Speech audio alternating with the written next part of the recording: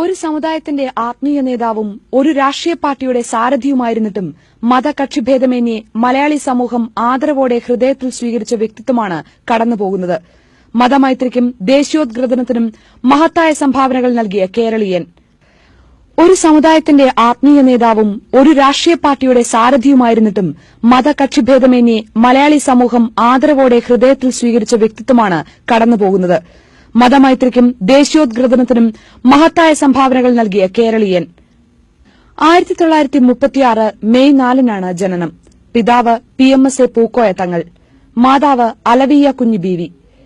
Panakkad DMRT school, Kozhikode MM high school എന്നിവിടങ്ങളിൽ school വിദ്യാഭ്യാസം. പ്രശസ്ത ദർസുകളിൽ മതപഠനം. 1958 ഈജിപ്തിലെ പുരാതന പ്രസിദ്ധമായ അൽ അസ്ഹർ സർവകലാശാലയിൽ ചേർന്നു. 3 വർഷത്തെ പഠനത്തിനുശേഷം ഇസ്ലാമിക വിജ്ഞാനീയത്തിൽ ഉന്നത ബിരുദം.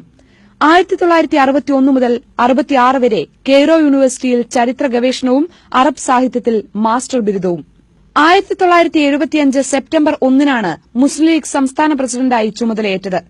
3.5 പതിറ്റാണ്ടിന് ശേഷവും പ്രസിഡന്റ് പദവിയിലേക്ക് മറ്റൊരു പേര് മുസ്ലിം ലീഗ് ആലോചിച്ചിട്ടില്ല. എന്നും അധികാരത്തിൽ നിന്ന് അകന്നുനിന്ന രാഷ്ട്രീയ നേതാവാണ് അദ്ദേഹം. കേരളം അദ്ദേഹത്തിന്റെ സംഭാവന ഏറ്റവും കൂടുതൽ ഓർമ്മിക്കുക ബാബറി മസ്ജിദ് തകർക്കപ്പെട്ട വേളയിലാണ്. സമുദായാന്തരീക്ഷം പ്രക്ഷുബ്ധമായ ആ ഘട്ടത്തിൽ ആത്മസംയമനത്തിന് ആഹ്വാനം ചെയ്ത് കേരളത്തെ വർഗീയാഗ്നിയിൽ നിന്ന് രക്ഷിച്ചു നിർത്തിയ ജനനായകനാണ് അദ്ദേഹം.